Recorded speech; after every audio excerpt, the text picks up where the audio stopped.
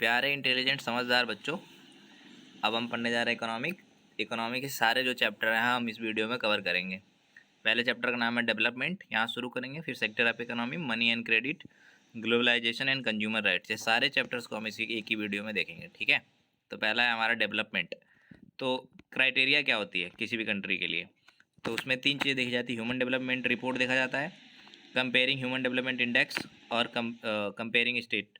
तो स्टेट हम कंपेयर, ये सारे के स्टेट कंपेयर करके हम जानते हैं कौन सी कंट्री डेवलप्ड है या फिर कौन सी नहीं है। तो ह्यूमन डेवलपमेंट रिपोर्ट में क्या क्या चीज़ें देखी जाती हैं हम आगे इसको डिटेल समझेंगे। यहाँ बस एक ओवरव्यू है। तो एजुकेशन लेवल देखा जाता है, health and status of people देखा जाता है, पर कैपिटा इनकम देखा जाता है। क्या होता है हम आगे डिस्कस करेंगे।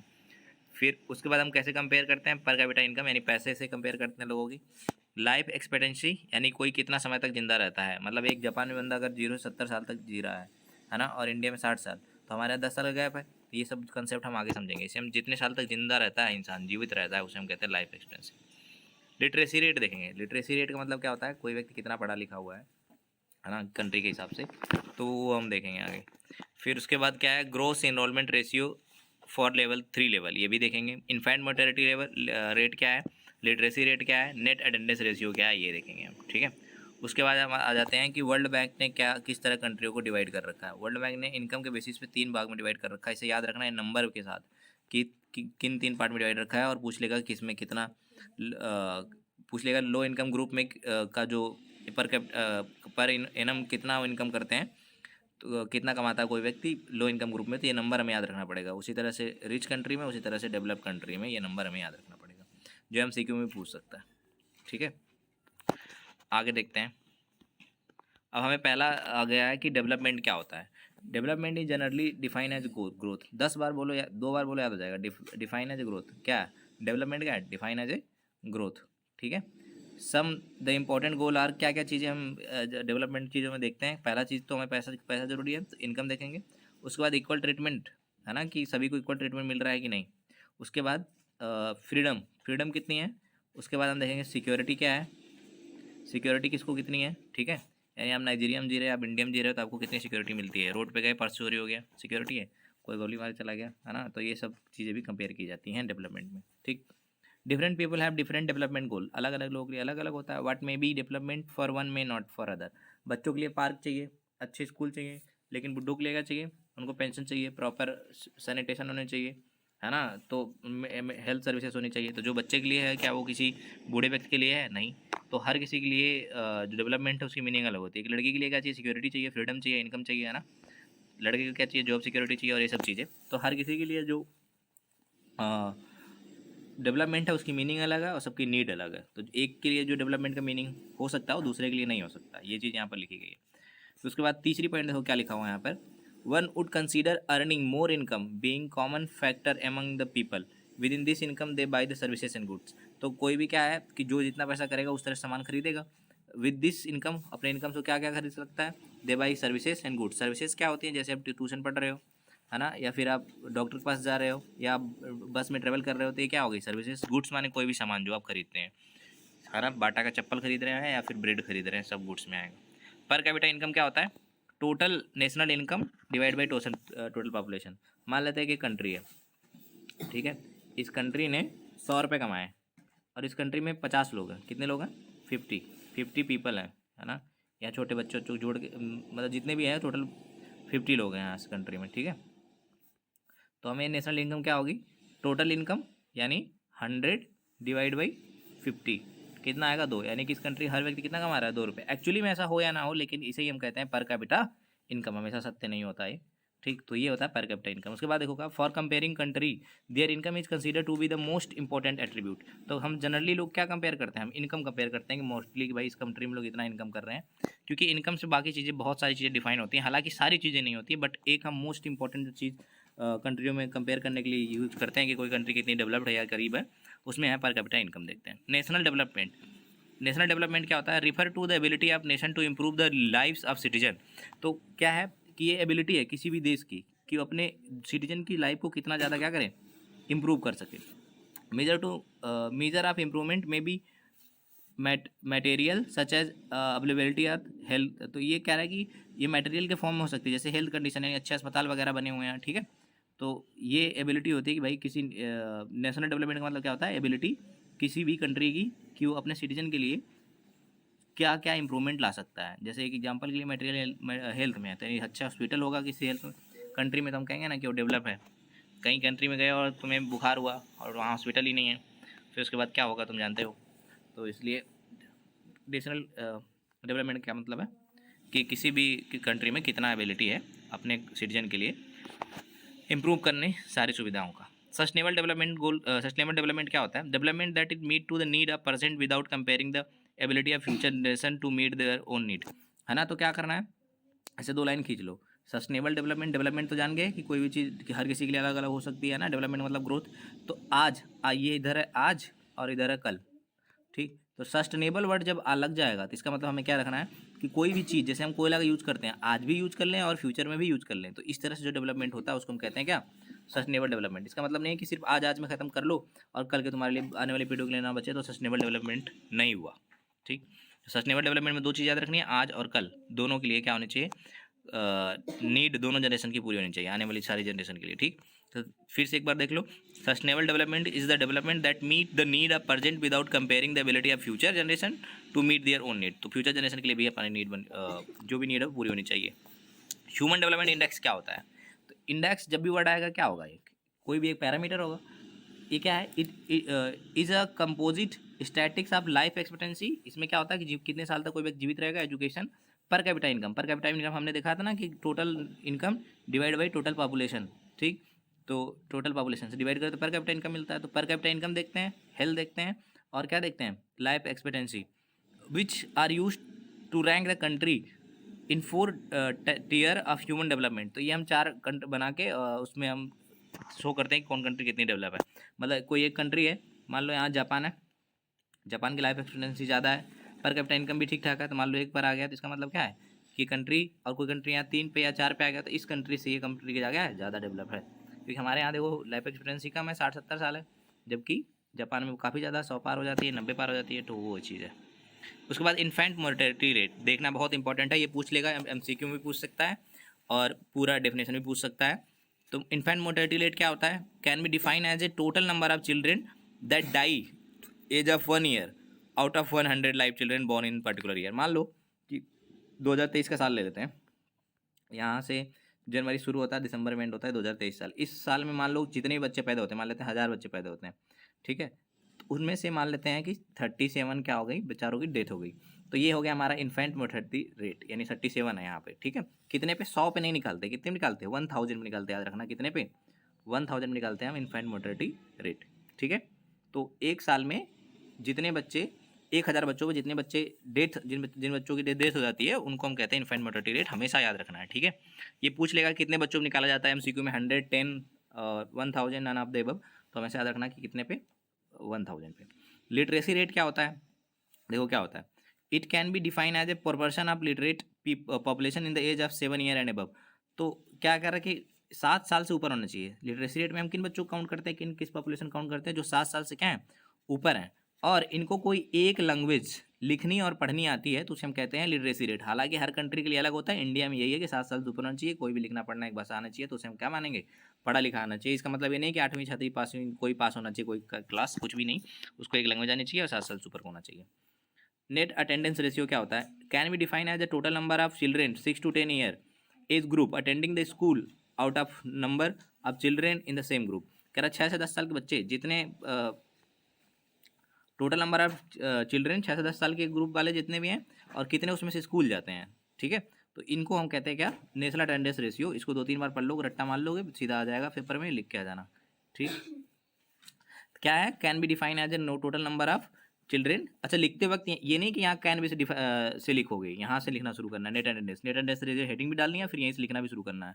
Net attendance ratio define as a total number of children of 6 to 10 year age group attending school out of number of children in the same age group. कितने बच्चे स्कूल जा रहे हैं, तो उसको हम क्या करेंगे, नेट अटेंडेंस रेशियो बोलेंगे। मान लो टोटल 100 बच्चे हैं, ठीक, 100 बच्चे हैं किसी स्कूल में, और उसमें से 90 स्कूल जा रहे हैं, और 10 कोई छोले भटूरे बेच रहा हो, चाय बेच रहा होगा, क्योंकि उनके घर वालों ने लगा रखा होगा। तो ये जो 90 हो गया हमारा नेट अटेंडेंस रेशियो हो गया, ठीक है, क्योंकि 10 तो जा नहीं रहे। पर कैपिटा इनकम, फिर अच्छा पर कैपिटा इनकम हमने फिर देख लिया क्या, ठीक से फिर दोबारा आ गया। तो टोटल इनकम वही हमने देखा था of all sector. All sector क्या है, सेक्टर ऑफ इकोनॉमी में समझ लेंगे, ठीक है। उसके बाद हमारे 50 लोग थे, 2 रुपये हमारे नेट हो गया। टोटल इनकम अपन में टोटल पॉपुलेशन यही चीज़ है, इस सेक्टर लग देने से कोई फर्क नहीं पड़ेगा, मतलब टोटल इनकम ही किसी कंट्री का तीनों मिला के तब जाके सेक्टर ऑफ इनकम बनता है। तो उसको टेंशन लेने की जरूरत नहीं है, आगे हम समझ लेंगे, अभी बस याद रखना ये वाला। नाउ BMI क्या होता है, can be calculated by the tapping the weight of person kg height and divide by the square of the height a person. ठीक है, तो हम BMI समझते हैं।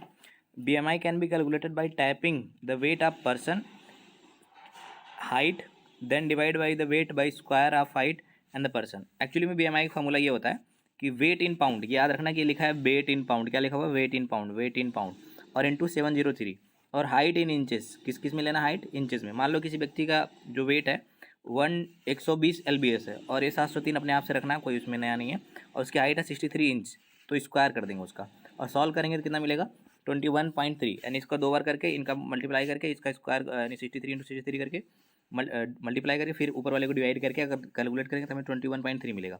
अब इसका क्या मतलब, अगर किसी व्यक्ति का जो ये BMI 18.5 आ रहा है, 18 पॉइंट क्या आ रहा है 5, तो ये अंडर नरिश्ड में आ जाएगा, और अगर 25 आ रहा है ना, तो ये ओबेसिटी में आ जाएगा, यानी कि फिर यहाँ भी प्रॉब्लम है, यानी हम इसके बीच में होगा तो हम क्या कहेंगे ओके है, ठीक है। तो ये है BMI बॉडी मास इंडेक्स, ठीक है। तो फार्मूला याद रखना है वेट इन पाउंड इंटू 703 ऊपर में हाइट इन इंचेस, ठीक है। तो ये चीज़ है हमारा आखिरी टॉपिक है इसमें, उसके बाद हम MCQ करेंगे जो कि बहुत ज़रूरी है, पेपर में आ सकता है। तो एक बार सब मिटा के फिर MCQ शुरू करते हैं, ठीक। HDI क्या होता है, rank of India in the rank. अच्छा HDI हमने ऊपर पढ़ लिया था, ह्यूमन डेवलपमेंट इंडेक्स, तो इसमें इंडिया का रैंक कितना है 131 है, ठीक है। HDI क्या है, मैं फिर से एक बार रिवाइज करता हूँ, शायद पूरा हुआ नहीं था। ह्यूमन डेवलपमेंट इंडेक्स में कौन सी 3 चीज़ें देखी जाती हैं, 3 चीज़ें कौन कौन सी, education of people, health status of people और पर कैपिटा इनकम, इन तीनों को मिलाकर बनाया जाता है क्या ह्यूमन डेवलपमेंट इंडेक्स। और इसी हिसाब से इंडिया का रैंक क्या है 131 है, जबकि 2023 में भी 132 थी, 2024 शायद आई नहीं। बेसिक डेवलपमेंट का डेवलपिंग कंट्री क्या है, डेफिनेशन क्या है, जो डेवलप्ड कंट्री होंगी उनका जो हैविंग इफेक्टिव रेट इंडस्ट्रियलाइजेशन, उनका इंडस्ट्रियलाइजेशन बहुत ज़्यादा होगा, इंडिविजुअल इनकम ज़्यादा होगी, ठीक है। और यहाँ पर लोग पर कैपिटा क्या होगा, इनकम कम होगा। स्टेटस क्या होगा, इंडिपेंडेंट एंड प्रॉस्परस, यानी इंडिपेंडेंट होंगे और ये थोड़ा धनी लोग होंगे, यहाँ पर थोड़ी सी दिक्कत है, ठीक है। तो जो यहाँ पर अच्छी चीज़ें वहाँ पर थोड़ी सी खराब कर दोगे तो बन जाएगा दोनों का। तो यहाँ पर क्या है, लिटरेसी रेट हाई है, यहाँ पर क्या है कम है। ग्रोथ यहाँ पर जाई है, इंडस्ट्रियल ग्रोथ बहुत ज़्यादा है, यहाँ पर क्या है थोड़ा कम है, यानी यहाँ पर एग्रीकल्चर वगैरह ज़्यादा हो रहा होगा, ठीक है। रेट इन्फेंट मोर्टेलिटी रेट यहाँ पर क्या होगा, यहाँ पे लो इन्फेंट मोर्टेलिटी रेट क्या होगा कम, यानी कब बच्चे बनेंगे, यहाँ पे थोड़ा ज़्यादा डेथ होगी। पॉवर्टी यहाँ पर क्या होगी लो होगी, यहाँ पर क्या होगी हाई होगी। जनरेटेड मोर रेवेन्यू, इन्हें सर्विस सेक्टर से ज़्यादा पैसा मिलता है, यहाँ प्राइमरी और सेकेंडरी से मिलता है। प्राइमरी माने एग्रीकल्चर, सेकेंडरी माने क्या होता है प्रोडक्ट बनाने वाला, ठीक है, इंडस्ट्री वाला। डिस्ट्रीब्यूशन ऑफ इनकम, यहाँ पर इनकम क्या होगी सबकी लगभग इक्वल होगी, मतलब बहुत कम डिफरेंस होगा, यहाँ पर बहुत ज़्यादा इनकम हो, जैसे अंबानी देख लो और मुझे देख लो, ठीक है। तो ह्यूमन डेवलपमेंट इंडेक्स में क्या होगा, ये ऊपर होंगे, हमारे थोड़े वाले क्या होंगे लो होंगे। GDP यहाँ पर हाई होगी, यहाँ पर GDP क्या होगी ज़्यादा होगी, लो होगी। ग्रोथ GDP ग्रोथ ना ज़्यादा होगा कम होगा, ठीक। तो ये सब होता है हमारा क्या पूछ रहा है कि which is the following most important criteria for comparing the countries. हमने क्या देखा था, resources, per capita income, population या नन ऑफ द अबव। तो क्या देखा था हमने, per capita income. Life expectancy birth means, life expectancy birth का क्या मतलब होता है, तो बर्थ के टाइम पे है ना, एवरेज एक्सपेक्टेड लेंथ यानी बर्थ के टाइम पे कितने साल तक जिंदा रहता है, क्या हो गया हमारा लाइफ एक्सपेक्टेंसी हो गया। विच of the following is the most development goal for the landless ruler, landless ruler के लिए क्या सबसे डेवलपमेंट होता है, मतलब लैंडलेस रूलर क्या चाहेगा, जिसके पास ऐसा लेबर है, सॉरी लैंडलेस रूलर लेबर क्या चाहेगा उसको, ठीक है। तो क्या चाहेगा, high support prices, high literacy rate, raised wage, settle children board, क्या चाहेगा उसके जो पैसे हैं वो ज़्यादा मिले उसको, ठीक है। क्योंकि उसके पास तो अगर मान लो तुम सोचो कि ये ज़्यादा होना चाहिए हाई सपोर्ट प्राइसेस, तो इसमें क्या करेगा, उसको बेचने के लिए तो कुछ है नहीं, वो बेच से ज़्यादा चाहेगा। What is the literacy rate of Kerala in 2011, Kerala का 2011 में लिटरेसी रेट कितना है बताओ कितना होगा। इसे गूगल भी कर सकते हो, लेकिन मोस्ट प्रोबेबली क्या होना 94। ठीक है। Which of the following is country have a higher HDI index than India. India से किसका हायर इंडेक्स है? चलो इसको गूगल करके कमेंट में बताना। ठीक है, हम अगले चैप्टर पे चलते हैं। आप वेरी शॉर्ट क्वेश्चन आ गए, शॉर्ट क्वेश्चन अपने पे कर लेना। What is the full form of GDP? GDP क्या होता है? Gross domestic products. What is the expectancy what is the life expectancy at birth? ठीक है, कितने साल तक कोई जीवित रहता है ना। What is the full form of HDI? कर लोगे। What are the public facility? Public facility क्या है भाई? जो ट्रांसपोर्टेशन अच्छा हो, हेल्थ सेक्टर अच्छा हो, ये सब चीज़ों क्या कहेंगे? पब्लिक फैसिलिटी कहेंगे। ठीक है, तो बहुत ईजी से चीज़ें हैं, मतलब मोस्ट जो इंपॉर्टेंट चीज़ें वो तो हमने रिवाइज करा दी। ठीक, आगे बढ़ते हैं। वैसे देखो जो क्वेश्चन ऊपर थे उसके आंसर यहाँ पर मैच कर लेना यहाँ पे। ठीक है, जो भी क्वेश्चन थे स्क्रीनशॉट ले लो, उसके बाद मैच कर लेना।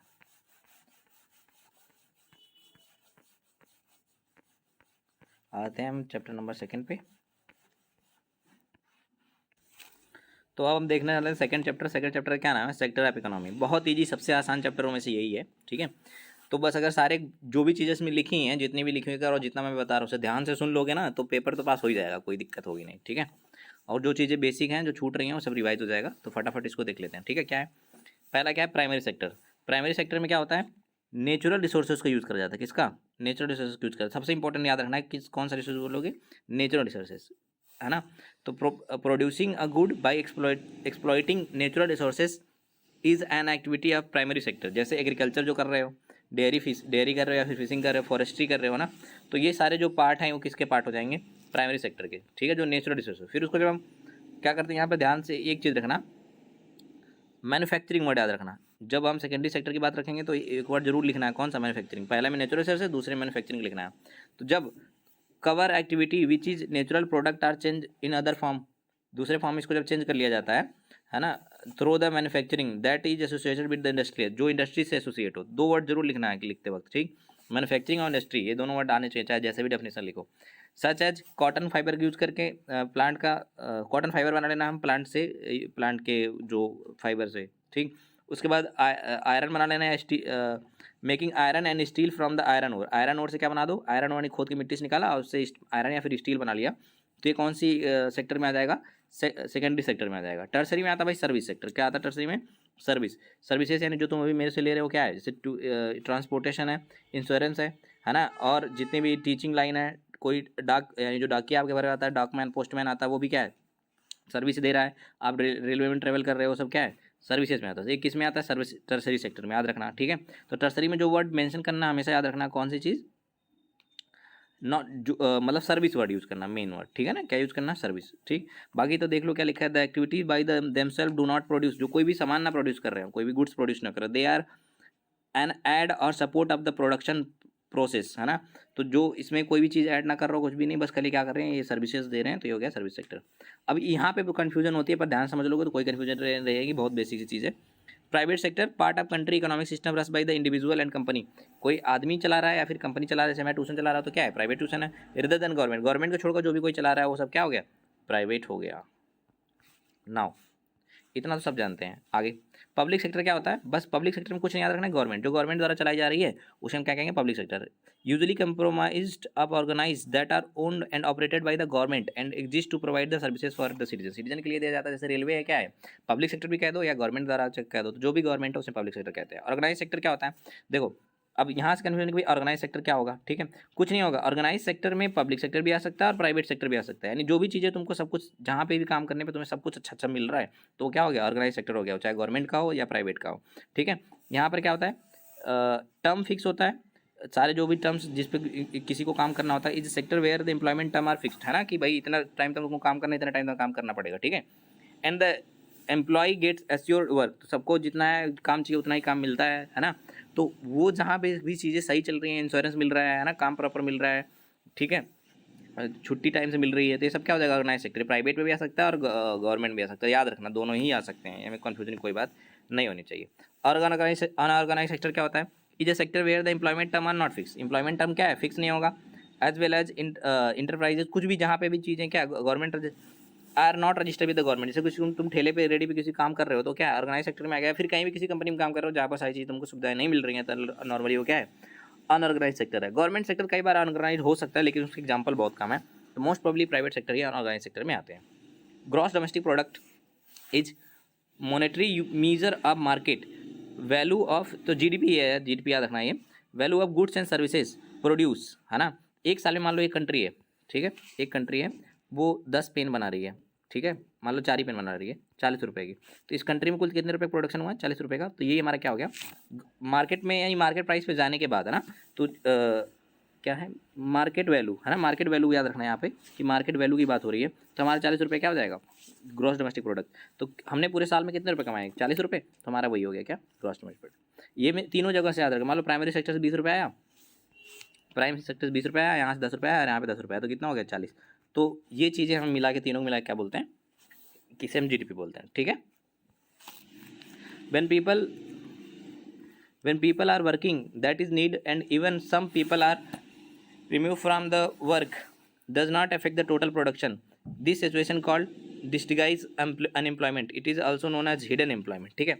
मान लो कि यहाँ पर 10 लोग काम कर रहे थे, ठीक है, और 100 रुपये कमा रहे हैं दिन के, 10 लोग कितने कमा रहे हैं, 100, बट इसमें से कुछ 5 लोग चले गए हैं, फिर भी अगर वो 100 रुपये ही कमा रहे हैं, तो जो 5 लोग थे एक्स्ट्रा वो क्या थे, वो हिडन एम्प्लॉयमेंट थे, यानी उसका काम कुछ नहीं था बट वो वहाँ पे थे, तो ये हिडन एम्प्लॉयमेंट का अंदर आ जाएगा, ठीक है। यानी कि क्या, सिर्फ क्या ही फ़र्क पड़ता है, इनकम पे कोई फ़र्क नहीं पड़ता है, अगर 5 लोग चले भी जाएँ तो हिडन एम्प्लॉयमेंट है।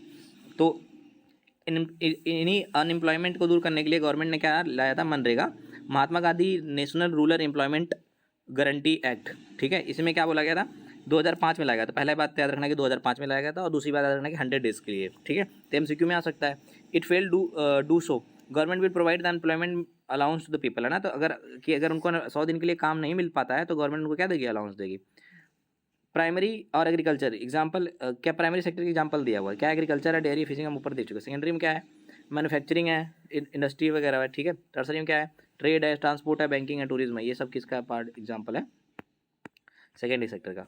तो जीडीपी में पूछ रहा था, इंपॉर्टेंट है बहुत ज़्यादा, किसमें से एमसीक्यू बन जाता, शेयर ऑफ जीडीपी। तो प्राइमरी सेक्टर में 2011-12 में कितनी थी, 15%, और कंपेयर कर लेगा कि भाई पिछले क्या लेती 40। तो ये सारे डेटा याद रखना है कि 11-12 में सेकेंडरी सेक्टर में कितना है 16, और टर्सरी सेक्टर में यहाँ पे शायद नंबर गलत है, ठीक। तो एक चीज़ है, उसके बाद क्या है, यहाँ पर शेयर ऑफ एम्प्लॉयमेंट क्या है, सबसे ज़्यादा किस में है, प्राइमरी सेक्टर में पूछ लेगा कि अभी भी लोग सबसे ज़्यादा किस में है एम्प्लॉयड, तो प्राइमरी सेक्टर में, फिर टर्सरी में, सेकेंडरी में सबसे कम है, और प्राइमरी सबसे ज़्यादा है, ठीक है। तो ये चीज़ है, ठीक। उसके बाद देखो यहाँ पर कुछ एमसीक्यू दिए हुए हैं, मैं इसके आंसर दिखा दूंगा, कर लेना बच्चों, इतना टाइम है नहीं, तो हम अगले वाले चैप्टर पे चलेंगे धीरे धीरे। तो इस वीडियो को स्पीड में नहीं करना है, ठीक है, आराम से देखते जाओ, मैं खुद इतना स्पीड बोल रहा हूँ, ठीक है, बल्कि स्लो कर लोगे ज़्यादा अच्छा रहेगा। मनी एंड क्रेडिट देखो, हमारा चैप्टर 3 शुरू हो गया ना, बेसिक चीज़ें सारी रिवाइज हो जाएंगी, अगर कमेंट करोगे तो एमसीक्यू भी आ जाएंगे बढ़िया वाले। उसके बाद देखो मनी एंड क्रेडिट क्या है, when goods are directly exchange for the goods there is no use of money, इसे हम कहते हैं बाटर सिस्टम। बेसिकली मान लो तुम एक रामू भैया के पास गए, ठीक है, इनको तुमने क्या दिया, आइसक्रीम बेच रहे हैं, क्या बेच रहे हैं, आइसक्रीम, और तुमने इनको क्या दे दिया, चावल दे दिया, है ना, 1 किलो चावल दे दिया तुमको, बदले में एक आइसक्रीम पकड़ा दिए। तो तुमने पैसा नहीं दिया, इन्होंने भी पैसा लिया नहीं, बदले में तुमको क्या दे दिया, सामान। तो ये जो गुड्स का एक्सचेंज हो रहा है इसे हम क्या कहते हैं, बाटर सिस्टम, ठीक है। Money is something that can act as a medium exchange in transaction. तुम अगर इन्हीं रामू भैया के पास अगर तुम गए पैसे लेके, है ना, मान लो इनको आगे चप्पल खरीदना था, चावल लेके चप्पल खरीदते हैं, है ना, बट तुमने क्या देता, करेंसी देते तुम, पैसे देते, और ये आगे चप्पल भी क्या खरीद लेते, पैसे खरीद लेते हैं बेसिकली, है ना, स्लीपर अच्छी भाषा में। नाउ तो एक्सचेंज की तरह काम करती है मनी, कैसे काम करती है, medium of exchange, very important क्या है, कुछ नहीं है, मनी क्या है, मीडियम ऑफ एक्सचेंज है, ठीक। When both party have to agree to sell and buy the each other commodity, this is known as double coincidence, ठीक है। अगर मान लो अब यहाँ पे एक व्यक्ति रामू है, अब इनको चावल चाहिए था और तुम्हें आइसक्रीम चाहिए था, तो तब तुमने लिया ना, कि अब डबल कॉन्सिडेंस, इनको भी चाहिए था तुमको चाहिए था, डबल कॉन्सिडेंस हो गया, तो इन्होंने इस रेट पे सामान एक्सचेंज कर लिया। इसको क्या कहते हैं, जब दोनों पार्टियों को चाहिए पैसा, है ना, दोनों की नीड एक जैसी है और एक दूसरे को फुलफिल भी कर रहे हैं, तो हमें कहते हैं क्या, डबल कॉन्सिडेंस। आगे देखो मॉडर्न फॉर्म ऑफ मनी, तो कौन कौन से मॉडर्न फॉर्म ऑफ मनी है, पेपर नोट, पहले जो गांधी जी वाला जो नोट चलाते हो क्या है, paper money. Debit card, ATM card use करते हो नॉर्मली, क्या है, डेबिट कार्ड है। क्रेडिट कार्ड, है ना, तो क्रेडिट कार्ड, डेबिट कार्ड की जगह क्या होता है, जो हम पैसा पहले सामान लेते हैं उसके बाद पैसा देते हैं, वो क्या है, डेबिट कार्ड। अपने घर में पड़ा होगा, पूछो किसी से। चेक भी क्या होता है, एक तरह का होता है, इसमें पैसा लिख के दे दो, पता ही होगा सबको नॉर्मली, है ना। यूपीआई आज तो सब जानते हो, पेटीएम करो नेट बैंकिंग, मोबाइल बैंकिंग, ये सारे क्या हो गए, मॉडर्न फॉर्म ऑफ मनी हो गए, ठीक है। उसके बाद देखो क्या है, function of reserve bank, important है, सबसे इंपॉर्टेंट चीज़ रिजर्व बैंक के क्या फंक्शन है, सिंपल पूछ लेगा क्वेश्चन में, है ना, 4-5 नंबर में, तो याद रखना। इशू द करेंसी नोट, ऐसे लिखना नहीं है, तो ऐसे लिखोगे, बड़ा बड़ा बना के लिखना है। कैसे लिखोगे, RBI issue the currency note in our country, है ना, दूसरे कंट्री के लिए थोड़ी ना इशू करेगा, वहाँ का सेंट्रल बैंक करेगा, हमारे यहाँ का सेंट्रल बैंक क्या है, आरबीआई है, तो ये करेगा। Monitor the work of culture bank and SHG, SHG मतलब क्या, सेल्फ हेल्प ग्रुप, इनका, और बैंक को मॉनिटर करेगा कि भाई कैसे काम कर रहे हैं, कहीं ये बीजे मान लिया जैसे लोगों को तो वो नहीं दे रहे हैं लोन, तो याद रखना कि क्या करता है, मॉनिटर करता है बैंक के काम को। Provide direction regarding the term and interest, क्या देता है, डायरेक्शन देता है कि भाई तुमने एकदम इतना, ये नहीं कि तुमने बोलोगे 100 रुपये दे के मैं 100% टर्म पे तुम्हें पैसा वापस लूँगा ना, इंटरेस्ट पे, ठीक है, और तुम्हें एक ही दिन में देना, तो टर्म्स गलत हो गई और इंटरेस्ट रेट भी गलत हो गया, तो इसको कौन रेगुलेट करेगा, RBI, ठीक है। Provide feedback regarding the monetary policy of India, monetary policy क्या होती है, ध्यान से समझ लो, मॉनेटरी पॉलिसी क्या होती है, मॉनेटरी पॉलिसी कौन रेगुलेट करता है, RBI। मॉनेटरी पॉलिसी क्या होती है कि हमें कितने रुपए का नोट करेंसी इशू करना है, हमें मार्केट से नोट पैसे कम करने हैं, मार्केट पैसे ज़्यादा करने हैं, अगर इस बात को ज़्यादा समझना है तो क्या करना है, अभी समझा दूंगा। हाँ, तो मैंने कहा क्या क्या कह रहा था कि बीच में मोबाइल डिस्चार्ज हो गई थी, इसलिए मैं हटा दिया था, ठीक है, रुक गया था। तो ना अब देखो क्या है कि हमने ये, मैं पूछ रहा था कि ये क्या है, मॉनेटरी पॉलिसी क्या है, ठीक है। मान लो एक मार्केट में अगर सबके पास पैसा है, इस तरह बहुत सारे लोग हैं, इनके पास पैसा है, इनके पास भी पैसा है, यानी दुकानदार का भी पैसा है और यहाँ खरीदार का भी पैसा है ना, जब ये यहाँ पर सामान लेने आएगा तो ये सामान इसको सस्ती में देगा, महंगे में देगा, ऑब्वियसली ज़्यादा महंगा में देगा क्योंकि इसके पास भी पैसा है। तो गवर्नमेंट क्या चाहेगी, लोगों के पास थोड़ा पैसा कम हो जाएगा, अगर पैसा कम हो जाएगा तो अपने सामानों का दाम में बढ़ाएगा, नहीं बढ़ाएगा क्योंकि लोगों का पैसा नहीं है।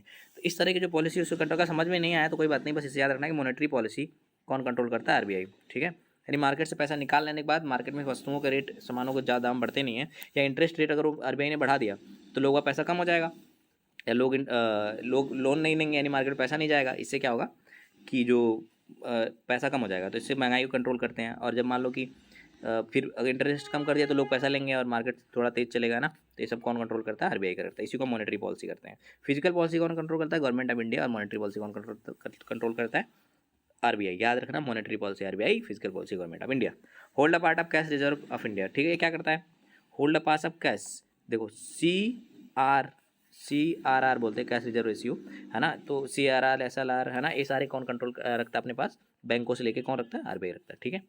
Credit refer to an agreement in which the lender supplies the borrower money good and services return of the promise of future repayment. तो मान लो कि किसी ने पैसा लिया और बोला कि मैं फ्यूचर में उस पैसे को रिपेमेंट करूंगा, तो उसके जो टर्म्स वगैरह है ना, जो एग्रीमेंट वगैरह है, उसको भी कौन देखता है, RBI, कि कोई किसी से फ्रॉड ना कर ले या कोई किसी से फ़ायदा ना ले ले। क्रेडिट एज एन एसेट, ध्यान समझना कि मान लो तुम, एग्जाम्पल देता है, बहुत सारे एग्जाम्पल है, कोई रहीम वहीम है, कोई भी कबीर है, रहीम है, गणेश है, कोई भी है, तो बेसिकली क्या करते हैं, मान लो तुम क्या हो, एग्जाम्पल तुम देख लेना, फेस्टिवल सीजन दिया है, मैं एग्जाम्पल समझा दूंगा, आ जाएगा एकदम बिल्कुल आराम से समझ लो, ठीक है। मान लो तुमने क्या करा, एक व्यक्ति है A और एक व्यक्ति है बी ने सोचा कि भाई बी ने सोचा कि मैं जाता हूँ कुछ पैसे उधार ले लेता हूँ इससे और अपनी एक बिजनेस डाल देता हूँ, मान लो होली पे रंग बेचने का, ठीक है, कलर बनाने का, नेचुरल कलर बनाने का, ठीक है। और इसने मान लो 100 रुपये लिया इससे, और इसको जब सेल करके मिला तो इसको क्या, कितने रुपये मिले, 120 रुपये मिले, तो 100 रुपये इसको रीपेमेंट कर देगा और 20 रुपये इसके पास क्या हो जाएगा, एक्स्ट्रा हो जाएगा। तो 20 रुपये क्या है, इसका एज एसेट है, इसके लिए फ़ायदा मिला है ना। तो जो पैसा लेने के बाद हमें फ़ायदा मिले, जिससे हमको आगे अर्निंग हो सकती है ना, तो उसे क्या कहेंगे, क्रेडिट एज एसेट, ठीक है। तो उसे हम क्रेडिट एज एसेट कहेंगे, जिस पैसे से हमको फ़ायदा होता है उसे हम क्रेडिट एज एसेट कहते हैं। लेकिन मान लो एक किसान ने लिया, हालांकि ये एग्जांपल हमेशा बार बार किसान को ही क्यों लाते हैं, बट ठीक है, किसान ने एक लिया, ए मार्केट है और यहाँ बी है, इसने क्या करा, यहाँ से जाके पैसे उधार लिए 100 रुपये और अपने खेत में उसने कुछ बो दिया, गन्ना बो दिया मान लो, और फसल ख़राब हो गई, तो ये पेमेंट कर पाएगा नहीं, इसके पास 100 रुपये क्या हो जाएगा, 100 रुपये का इस पर डेप्ट आ जाएगा, है ना, इस किसान पे 100 रुपये का डेप्ट आ जाएगा। तो फिर क्या करेगा, मान लो अगली बार ये फिर जाके ए के पास जाता है और फिर ये 100 रुपये उधार लेता है ना, फिर यहाँ पर ले आता है, मान लो इसके पास, सबके पास फसल सिर्फ 90 रुपये हुई, लेकिन इसको कितना रुपये देना, 200 रुपये देना है ना, सिर्फ ये 90 रुपये है, इसमें कुछ पैसे लौटाएगा, फिर दोबारा लेगा, तो इस तरह से डेप ट्रैप बन जाएगा, एक ट्रैप में क्या करेगा, फंस जाएगा। तो इसलिए इसके लिए क्रेडिट क्या हो गई, एक ट्रैप हो गई, ठीक। तो क्रेडिट एज एसेट भी हो सकती है और क्रेडिट कैसे हो सकती है, एज ए क्रेडिट एसेट भी हो सकती है और ट्रैप भी हो सकती है, डेप ट्रैप भी हो सकती है, ठीक है। तो यहाँ पर एग्जांपल दिया कि सपना ने कुछ पैसे लिए होंगे और फंस गई होगी, ठीक है। तो एग्जांपल तुम कुछ भी बना सकते हो, जरूरी नहीं है कि जो दिया है वही बनाओ, थोड़ा अलग बनाओगे तो अच्छा भी लगेगा एग्जाम्पल को, ठीक है। टर्म ऑफ क्रेडिट, तो कौन कौन से टर्म्स पे हम क्रेडिट लेते हैं? तो पहले इंटरेस्ट रेट, जहाँ इंटरेस्ट रेट कम रहेगा वहाँ से लोगे, या जहाँ इंटरेस्ट रेट ज़्यादा रहेगा वहाँ से लोगे? ऑब्वियसली जहाँ पे इंटरेस्ट रेट कम रहेगा वहाँ पे लोगे, है ना। और उसके बाद कोलेटरल, कोलेटरल मतलब होता है कि किसके बदले तुम पैसा ले रहे हो। मान लो तुमने 1 करोड़ रुपये लिए, है ना, जो कि लोगे नहीं, मान लो 1 करोड़ रुपये लिए, और बदले में तुमने क्या करा, अपने जितने भी ज़मीनें हैं सब इसको दे दी कोलेटरल की, भाई अगर नहीं दे पाऊंगा तुम ज़मीन बेच के ले लेना। तो ये क्या हो गया, जो भाई ज़मीन है वो क्या है, कोलेटरल। या मान लो तुमने 1,000, 10,000, 20,000 कुछ भी रुपये लिए, और बदले में तुमने क्या करा, कानों की बाली वाली, सोने वाली कुछ भी चीज़, अपना ज्वेलरी रख दिया, है ना, और उसके बदले पैसा लिया। तो जो गिरवी तुमने पैसा रखे हैं, मतलब गिरवी रखना होता है, कोलेटरल मतलब जो एग्जैक्ट क्या होता है, गिरवी, है ना।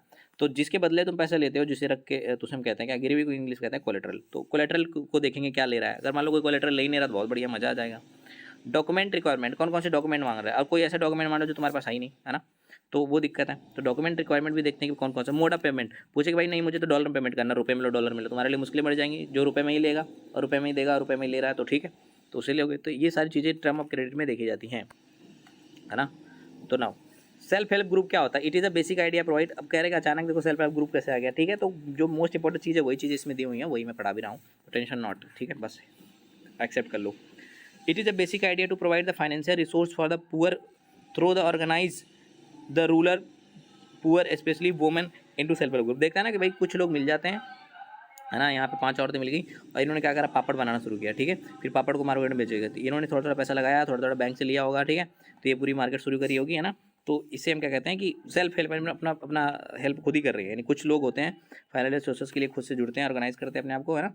और ये हमको इसी को हम कहते हैं सेल्फ हेल्प ग्रुप। कुछ लोगों का ग्रुप जो क्या कर रहे हैं, अपना बिजनेस वगैरह कर रहे हैं कुछ, तो उसे हम कहते हैं सेल्फ हेल्प ग्रुप। ओके, यहाँ पे देख लो, it is the basic idea to provide the financial resource for the poor, है ना। बेसिक आइडिया किसी फाइनेंशियल हेल्प करने के लिए, किसके, पुअर के लिए, through the organise the rural people लिखा, रूलर पीपल लिखना चाहिए, specially women in self help group, ठीक है। ये सब चीज़ें क्या करते हैं ये लोग, work of self help group क्या इंपॉर्टेंट है, ये चीज़ ध्यान रखना, ठीक है। क्या सकते हैं, कलेक्शन ऑफ सेविंग मेंबर, है ना, तो लोगों से क्या जो पैसा बचाते हैं उनसे ले लेते हैं मतलब अपने आप से लोग देते हैं, ले नहीं लेता कोई। प्रोवाइडिंग लोन विदाउट कोलेटरल, इनको जो बैंक हो ना, अब 5 लोग हैं तो 5 लोग तो फ्रॉड हो नहीं जाएंगे, तो बैंक बिना कोलेटरल यानी बिना कुछ वापस लिए इनको क्या देता है, लोन दे देता है। प्रोवाइड लोन रिजनेबल रेट, इनका अब 5 लोग हैं तो पता है कि पैसा वापस आना है, तो इनका इंटरेस्ट रेट भी क्या होता है, कम होता है ना generally. Provide platform to discuss the various social issue, ये अब यहाँ पर 5 लोग आई हैं, तो भाई किसी का पति मारता होगा, किसी का बेटा पढ़ नहीं रहा होगा, तो किसी को अच्छा ट्यूशन पढ़ता होगा, जैसे आज़ाद कोचिंग सेंटर की तरह, है ना, तो बोलेगा आज़ाद कोचिंग सेंटर में भेज दो, है ना। किसी का पति मारता होगा, बोलेगा इसका पति, किसी और का पति मान लो कांस्टेबल है, तो उससे संपर्क कर लेगा। तो इस तरह से क्या होना है कि बहुत सारी सोशल इश्यू पर बैठ के क्या करते हैं, और तो डिस्कस कर लेती हैं, उनकी लाइफ थोड़ी सी ईजी हो जाती होगी। Organise the rural people specially women, तो जो रूरल पीपल हैं, गाँव में रहते हैं लोग हैं, उनको क्या करता है, ये ऑर्गेनाइज करता है, ठीक है। ये लोग साथ मिलकर काम करते हैं, थोड़ा अवेयर भी होते हैं, है ना, ये चीज़ें। तो which of the following can be consider as a modern form of money, कह रहा है कौन सा modern form of money consider किया जा सकता है, बताओ। Paper note, silver coin, copper coin, है ना, ऑब्वियसली क्या होगा, पेपर नोट, ठीक है।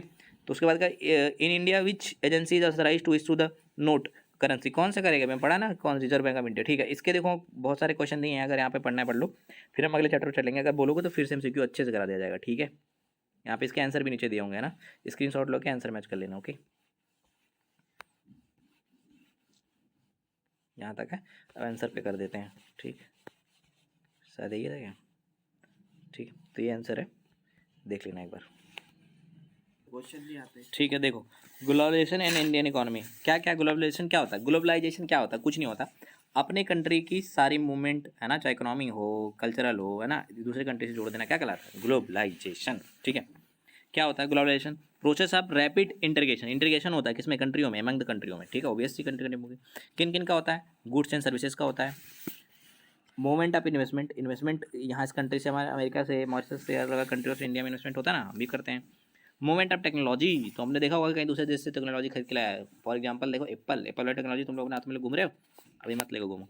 प्रोडक्शन अक्रॉस द कंट्री, ठीक है। देखो हमारे इंडिया में नोएडा में चाइना सामान बनेगा और लिखा रहेगा मेड इन चाइना, है ना, क्योंकि चाइना ने प्लांट लगाया हुआ है, ठीक। अब देखते हैं क्या है, before until middle of the 20th century, 20th century मतलब 1900, ठीक है। Production was organise within the country, देखो जब सेंचुरी बोलेगा ना तो उससे 1 साल पहले पता चला होगे, तो हो जाता है वो साल में, ईयर में। Production was organise within the country, क्या होता है प्रोडक्शन, एक चीज़ कंट्री प्रोडक्शन एक ही कंट्री में होता था, सिर्फ एक कंट्री के अंदर होता था, ठीक है। फिर उसके बाद क्या हुआ, चलो पूरा पहले एक तरफ देख लेते हैं फिर दूसरी तरफ। What across the boundary were raw material, food, stuff and important finished goods, है ना। तो बहुत कम ही चीज़ें जो होती है फिनिश गुड्स वगैरह एक दूसरे कंट्री में जाती थी। दे वन दे वोन own control production more than one nation.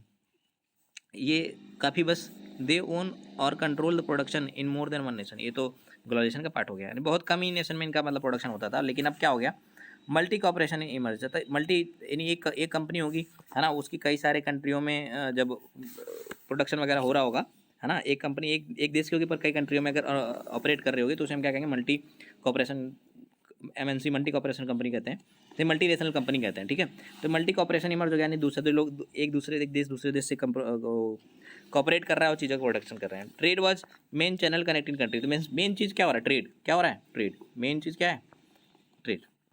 Setup office and factory region where they can get cheap labour, तो अब मान लो कि अमेरिका वाले यहाँ पर लगाता है क्योंकि यहाँ पर क्या है, उसके सस्ते लेबर मिल जाते हैं, तो ये चीज़ है।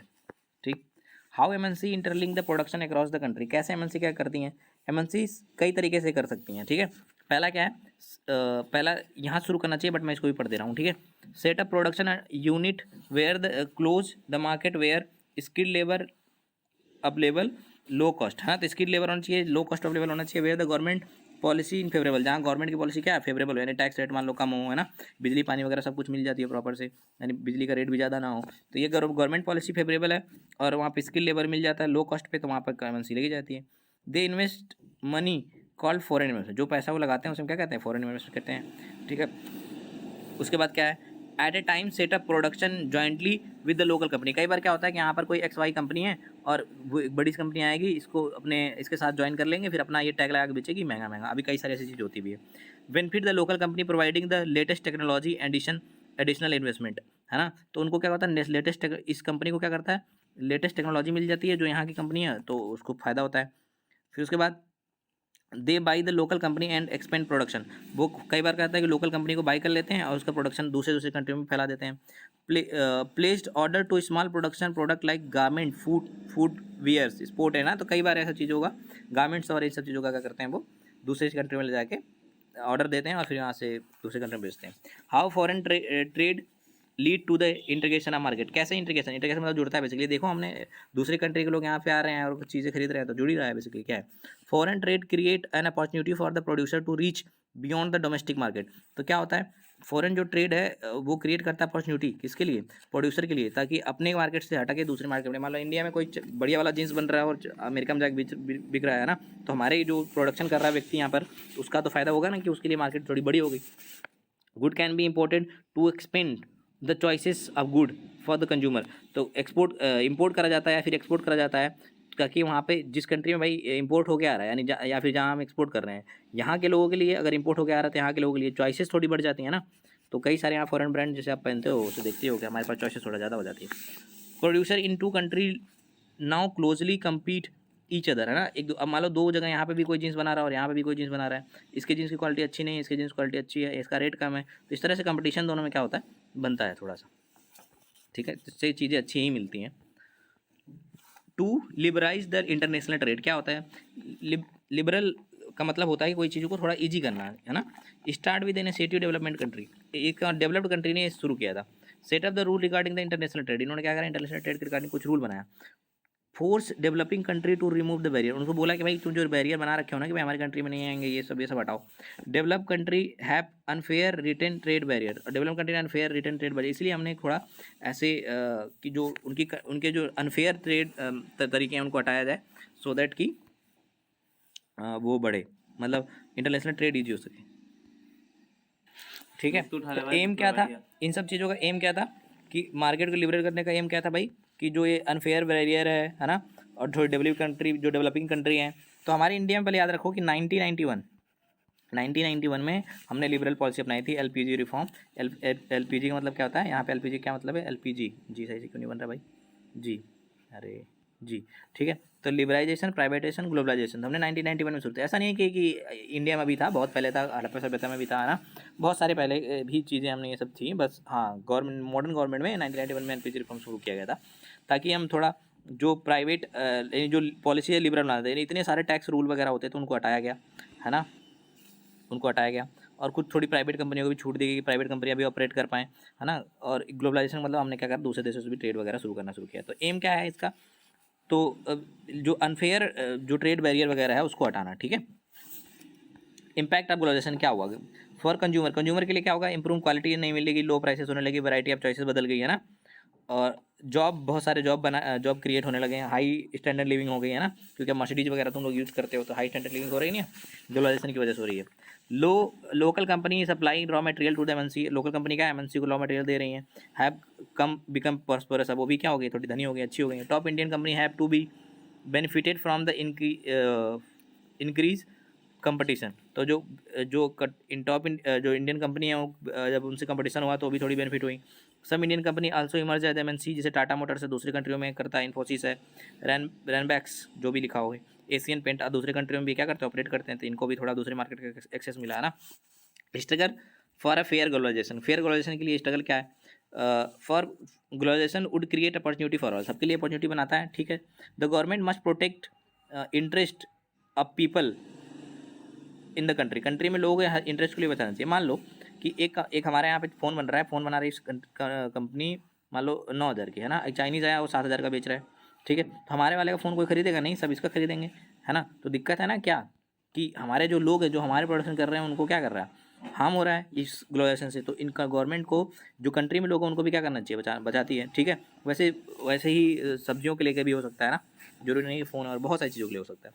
Government can ensure the labour law are properly implemented and worker get their rights, तो क्या गवर्नमेंट इंश्योर करे कि भाई जो लेबर लॉ है ना उनको प्रॉपर में से मिनिमम वेजेस मिलना चाहिए, है ना, साफ सफाई होनी चाहिए, जहाँ भी सैनिटेशन होनी चाहिए, वर्क कंडीशन अच्छी होनी चाहिए, ये सब चीज़ें गवर्नमेंट को करना चाहिए। Government can negotiate at WTO for the fair rule, WTO क्या है, वर्ल्ड ट्रेड ऑर्गेनाइजेशन, है ना, world trade organisation, fair rule के लिए क्या कर सकती है, नेगोशिएट कर सकती है। It can also align with the other developing country, क्या कर सकती है, दूसरे कंट्री के साथ मिलकर सेम तरह का रूल बनाए, ताकि दूसरी कंट्रियाँ में जो other company develop country exploit न कर पाएँ, ठीक है।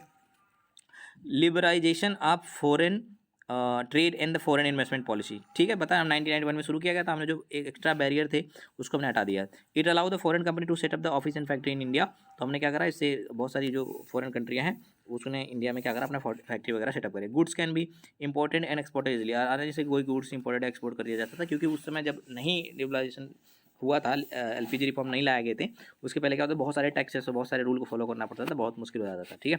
की पॉइंट रिमेंबर, पहला क्या क्या चीज़ है, ग्लोबलाइजेशन क्या होता है हमने देखा, is the process of international integration, ठीक है। MNC क्या होती है, जो दो से दो कंपनी में ज़्यादा काम करती है उसे कहते हैं MNC कहते हैं, ठीक है। लिबराइजेशन क्या होता है, रूल्स वगैरह को थोड़ा क्या करना, फेयर बनाना, है ना। प्राइवेट बिजनेस स्टेट को इन्वेस्टमेंट क्या होता है, जब दूसरा कोई तुम्हारी कंट्री में पैसा लाता है उसे हम क्या कहते हैं, इन्वेस्टमेंट कहते हैं। फॉरेन ट्रेड क्या होता है, basically trade between the two different country, है ना, दो डिफरेंट कंट्री में जो ट्रेड होता है इसको हम इंटरनेशनल ट्रेड कहते हैं, ठीक है। Foreign trade, international trade. The world trade organisation क्या होता है, ये क्या है, इंपॉर्टेंट देख लो, the only global international organisation dealing with the rule trade between the nation के बीच में जो ट्रेड हो रहा है उसको क्या करता है, डील करता है, उसको ठीक करता है, उसके लिए रूल बनाता है ना। Main aim to organise the liberalise the law and trade between the nation के बीच में थोड़ा अच्छे से हो। प्राइवेटाइजेशन क्या होता है, transfer of business industry service from public, यानी गवर्नमेंट से कहाँ पे, प्राइवेट सेक्टर में जाना, ठीक है। फॉरेन इन्वेस्टमेंट क्या होता है, व्हेन अ कंट्री कम और individual form a nation investment in asset वर्कशिप स्टेट और company based on other nation, दूसरे कंपनी में जब कोई पैसा लगाता है, ठीक है। SEZ क्या होता है, स्पेशल इकोनॉमिक जोन, इसमें जो कोई होता है, मान लो ये गवर्नमेंट ने बोली भाई यहाँ स्पेशल इकोनॉमिक जोन बनेगा, यानी यहाँ पर हर कंपनी को थोड़ा सारी चीज़ें अच्छी सुविधाएं दी जाएगी, जैसे बिजली है, पानी है, सब आराम से मिल जाएगी, तो लोग जाते हैं वहाँ पर फैक्ट्रियाँ लगाते हैं, और यहाँ पर जो कोई मान लो फॉरेन में ट्रेड करेगा तो उनको कुछ छूट मिलेगा, तो इस तरह के गवर्नमेंट जोन बनाती है, उसको कहते हैं स्पेशल इकोनॉमिक जोन। इसका क्या मतलब है, SEZ is special economic zone of country that has subject to unique economic regulation that differ from the other area, जो अलग एरिया से क्या होगा, अलग होगा, in the same country. These regulate tends to countries to foreign direct, तो कैसे क्या आता है, ये रेगुलेशन करती है इसका क्या कहता है, जो ये फॉरेन इन्वेस्टमेंट वगैरह है अपना बढ़ा पाएंगे यहाँ पे, तो ये चीज़ है, ठीक है। इस तरह से तुम्हारा इकोनॉमी का फिर 43-45 मिनट खत्म हो गया, और इससे और डिटेल से थोड़ी MCQ वगैरह कराने हैं, इसको 2-3 बार देख लोगे तो काफ़ी चीज़ें तुम्हें याद हो जाएंगी। इस पर स्पीड तेज मत करना, आराम से देखो, क्योंकि मैंने पहले बहुत सारी स्पीड से कराया ताकि काफ़ी चीज़ें कवर करी जा सके, ठीक है। और अगर MCQ चाहिए तो बढ़िया से कमेंट करो, शेयर करो, इस पर लाइक आ जाएगी, 1000 लाइक आ जाएगी तो बढ़िया वाले MCQ डाल दूंगा, और सारे सब्जेक्ट के भी डालूंगा, ठीक है। Before 45 minute I have to close.